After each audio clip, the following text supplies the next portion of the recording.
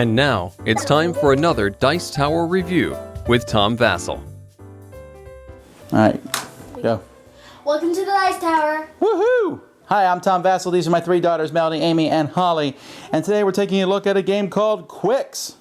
Qwixx, this was one of the nominees for the Spiel des Jahres award, the biggest award in the world last year in Germany. Melanie and I took a look at the original German version, but now we're taking a look at the new version, which hasn't changed much, but you might not have seen it anyway, from Gamewright Games. Has this really cool box, which magnets on the front. Oh, man, I love this box. This is my favorite kind of box.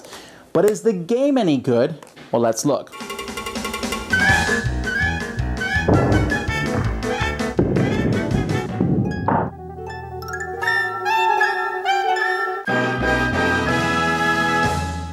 Okay, what I'm going to do here is I'm going to play through actually a little sample game here between Billy Bob and Bertha, although you can play with more than two players.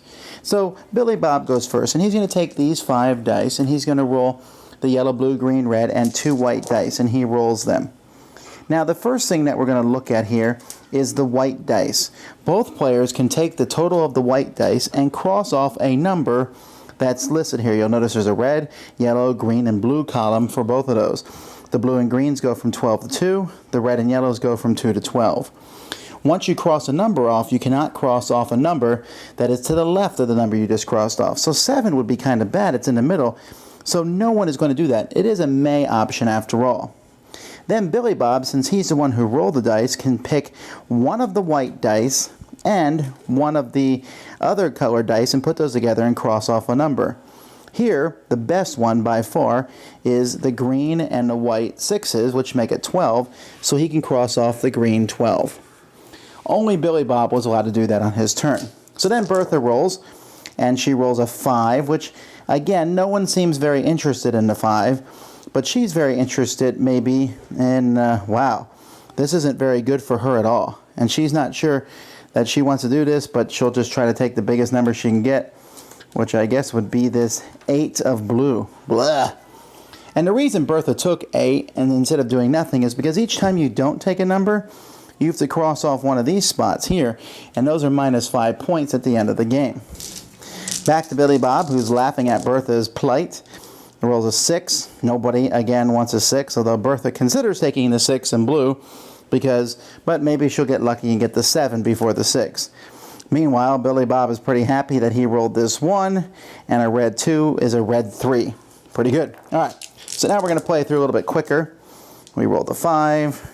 No one really wants the 5. Bertha does pretty much the exact same thing Billy Bob just did. Although, wait, no, she has a 7 blue. That's better. She'll cross that off.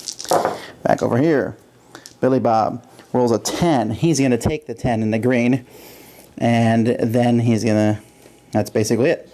Bertha does not want the 10. Over here, a 4. Billy Bob takes the 4 in red, put these two together, and Bertha is not going to take the 4, but she is going to take 2 in yellow. Now, one of the things I should mention here is you have to do them in order. You have to do the white dice before you can do the colored combo for when it's your turn. Billy Bob rolls again. Billy Bob has been doing better in his rolling in this game. So let's see. Well, he'll take that 3 in yellow. Seems like a pretty good deal. Bertha doesn't want to take the 8. Over to Bertha. All right.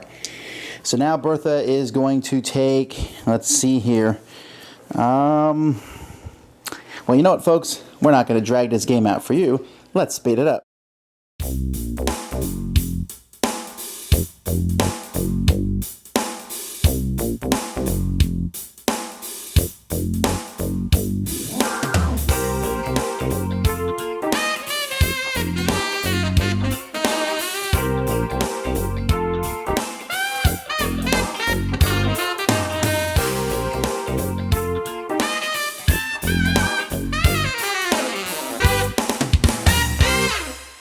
Now at this point, Bertha has this 12, and she wants to cross off the 12 here.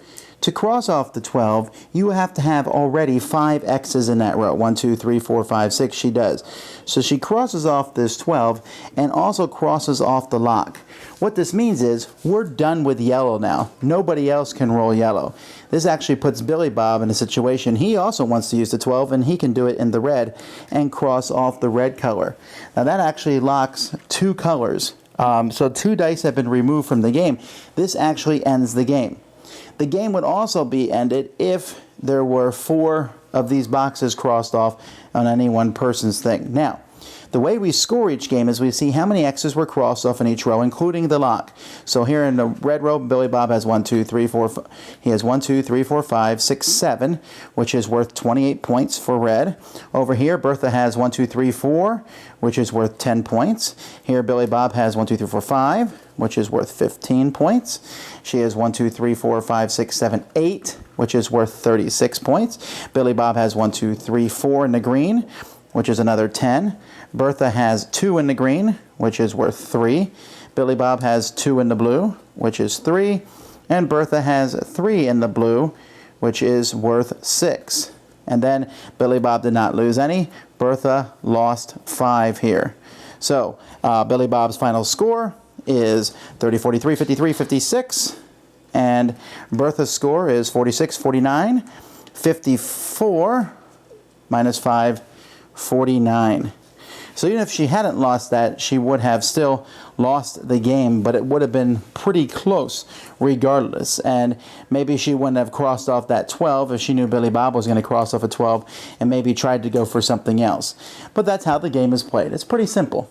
Okay, so you saw a sample game. The game would play out the same way if there were multiple players. Essentially, you have to check a box off on your turn. And you might possibly check it off in multiple people's turns. You're watching the white dice. I sped it up because there's some thinking involved, but let's see what you girls think. We'll start with Melody. What did you think of the game? I thought it was a lot of fun, crossing off the boxes, trying to get the most points, and I usually don't cross off the 5. I always try to just keep trying to cross off. And so you're trying to get as many as you possibly can and not lock a color? Yeah. Also, near the end of the game, it's actually harder to get numbers. Well, yeah, it really is. Now, in the sample game that you saw 2 colors get blocked off early, but sometimes you get to the end and you just can't play any numbers. It can be kind of annoying. Amy, what did you think?